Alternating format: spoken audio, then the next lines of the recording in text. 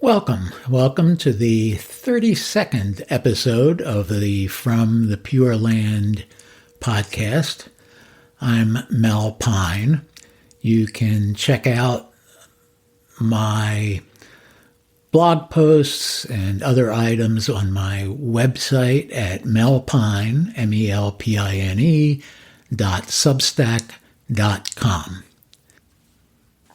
Today's podcast is titled A Lesson in the Ever-Changing Self. What happens when you ask your computer who you are?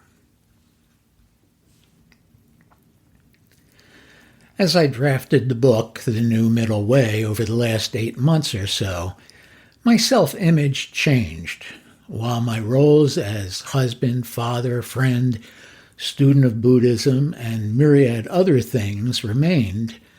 My identity as a writer, blogger, and editor began to change. I was now working on the first full-length book to be published under my own name. As I researched, wrote, and edited my work, my confidence grew. Even though I relied heavily on my AI research assistant, Perplexity Pro, I began to own a feeling of expertise about my subject matter. As the draft neared completion and I decided to publish independently, I became aware of a new identity, author, and publisher too, since I was going the independent route. As I look back now, the writing and editing seemed to flow, although it didn't always feel that way. When the manuscript was largely completed and I began filling in the bits and pieces that go into a published book, I got stuck on the About the Author feature. It's conventionally written in the third person in something close to ad copy language, and I'm not good at that. I eventually asked Perplexity Pro's deep research feature to examine what it could find online about me and write a bio I could adapt or at least consider. The results gave me a lesson in self and non-self. Here's how it began. Mel Harkrader Pine, A Spiritual Writer's Journey. Mel Harkrader Pine is a seasoned writer, Buddhist practitioner, and spiritual communicator with nearly 6 decades of experience in clear nonfiction writing. Through his blogs and teachings, he has cultivated a substantial following across the United States and internationally, offering accessible wisdom drawn from his extensive spiritual journey and Buddhist practice. It was a shock, and it flowed on like that for almost 1,000 words.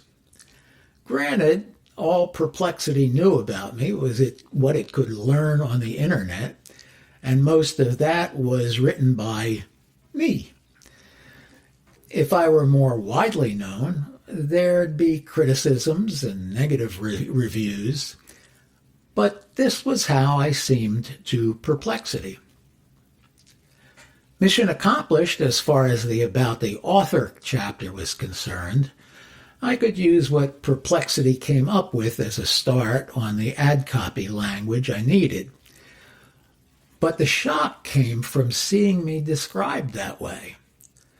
From my perspective, I'm a guy who gets up in the morning with an aching lower back, stretches to relieve the pain, recites a Gatha, that's a Buddhist verse, in his mind, listens to a playlist of mantras, checks his email, does a bit of writing, and then makes coffee.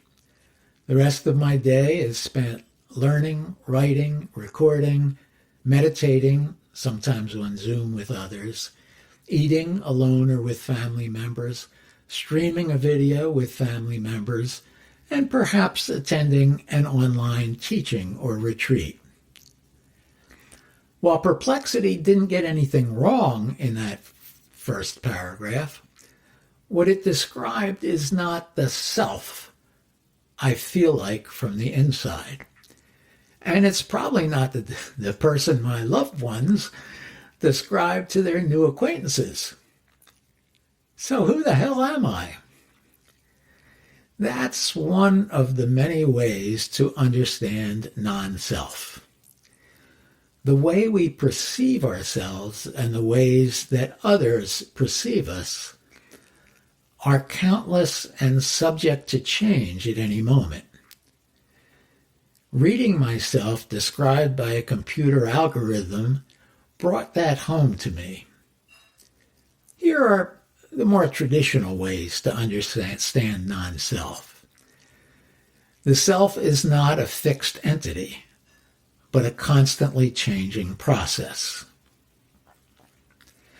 There is no inherent independent essence that can be identified as the self. What we consider self is actually composed of 5 aggregates, skandhas: form, feeling, perception, mental formations, and consciousness. This sense of self arises as a result of causes and conditions. It doesn't exist apart from those. Maybe we can add another, more modern explanation of non-self. We are not the people our computers think we are.